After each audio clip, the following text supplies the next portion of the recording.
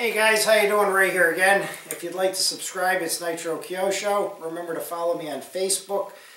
Type in Nitro Kyosho, all one word. You'll come to the RC community page and find lots of goodies there. Well guys, anyone who's seen my videos I put out recently, I switched over to Xnova motors. I've got them on all three of these machines. The 700 T-Rex is still up for, I don't know what I'm doing with that because I just replaced that motor over the winter. It's brand new. But anyways, we'll see down the road with that. But for anybody who bought an Xnova motor and is going to be putting it on a Goblin, I got some tips here for you I'm going to share. This might apply to other helicopters, I don't know, because I don't have other helicopter brands and I didn't use their motors, but for these helicopters it's definitely a tip you're going to want. Now, when this helicopter was released, and that helicopter back there, the 500, was released, these motors were not registered in the SAB Goblin manuals, therefore they were not really 100% custom fit for these helicopters. Now, when Xnova made the motor for this one, it was custom fit in there, so it fits beautifully. Now these do fit into the motor brackets beautiful, but the only little tip you're going to need here, guys, is the canopies. They have to be dremelled out a little bit on the top where you have your air hole for your motor, for the air to get in.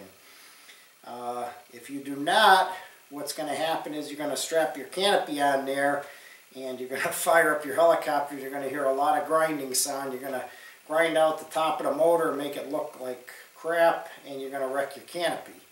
So, just a few little quick tips here, and you can fix your canopy. You're not going to damage it. You'll be off flying and having fun with these awesome Xnova motors. So I'm going to pull it off the pod. I'm going to show you what I did. I'm going to show you what I used to do it, and hopefully you'll have the same success that I did. And remember, for anyone who has a 380, that does not apply because that helicopter came out and it was custom fit. So let's get this off of the pod, guys, so we don't waste a lot of time here. And try not to shake and get you guys dizzy. And I'll show you first what I used and then how I did it. So if we go over here to the workbench, got a Dremel, okay. Anyone, I'm sure a lot of guys in this hobby has Dremels, all the little attachments and everything. Now what I used was these kind of stones here. Alright, either type, they're the same, they're just a little different configuration. The main thing is, guys, is it's just a little bit of a patience and a little bit of a process, because you don't want to overdo it, and you got to basically test fit it, okay. So let's look at the 570. Now this was actually out a little bit further, quite a bit further. Okay. Now this is where it's going to hit on these in the front here. So basically you're just taking this back a little bit. Now mind you, when you're doing this, guys, put the canopy on, put your canopy locks and everything in place. Okay, leave your blades loose and then you can actually go in there and flick the motor around by hand. But this is taken back almost to where the 5 is, and I'm sure the different paint schemes and the way they were made, they might be a little different, but so don't use that as a 100% guide. But that's how it looks, guys, and you can see in there that there's clearance now, and those screws are not going to hit the top of the canopy. Okay, and I'll show you the 500 now. Now the 500 here, I actually had to do more. So I actually made the hole quite a bit bigger, which will let more air in. It looks nice. I think I did about as perfect of a job as I could do. And it made it look actually more like the 570s. And this one, if you look over here, your canopies, the locks there are lined up.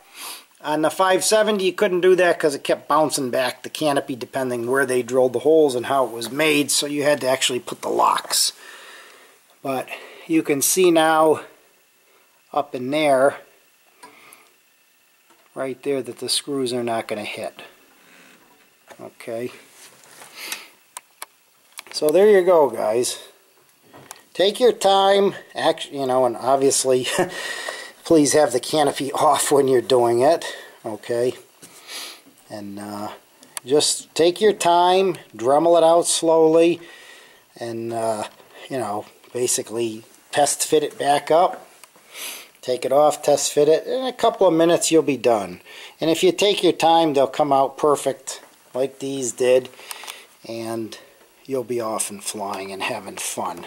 The Xnovas are just a little bit taller, guys, than the Quantum or the Scorpions.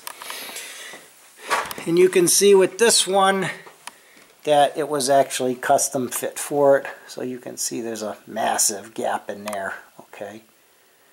So it's just that the motors were made after these helicopters, guys, and at the 380 was made at the same time with the motor, so they knew the specs and everything. So there's some little tips, guys. Take your time, please. That's the key.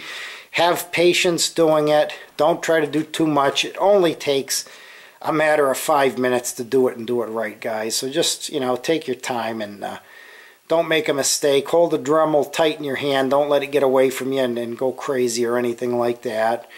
And or you can actually have somebody, if you want, hold the canopy for you and do it. And that's about it, guys. Simple as that, and just a little tip for Goblin helicopters and Xnova motors. Thanks for watching.